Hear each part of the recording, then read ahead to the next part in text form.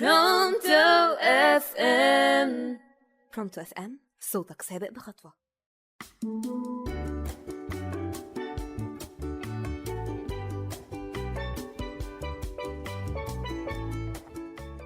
لسه ما جبتش فنجانك؟ هات وتعالى. مساء الجمال، معاكم جودي أيمن وبرنامج هات فنجانك وتعالى على برونتو اف ام، صوتك سابق بخطوة. عمرك رحت تزور مكان لأول مرة في حياتك وأول لما توصل يجيلك إحساس إنك عارف المكان كويس، لأ وكمان حافظه؟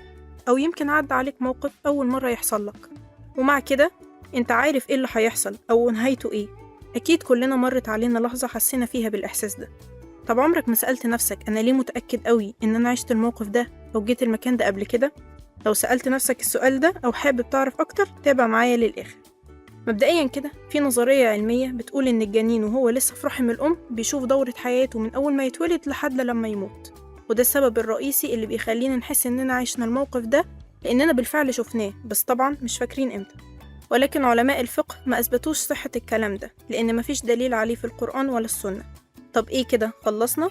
لأ طبعا، في شوية علماء طلعوا بظاهرة اسمها ديجافيو أو شوهد من قبل، ودي بقى معظمنا سمع عنها.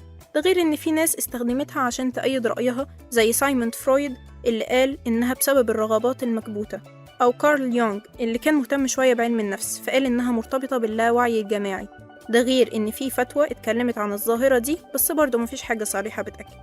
أما السبب اللي أكده معظم العلماء وأنا مقتنعة بيه هو خلل في الذاكرة أو المشاكل النفسية اللي بيمر بيها الإنسان، أو ممكن من الأعراض الجانبية للأدوية اللي بتأثر علينا بشكل كبير.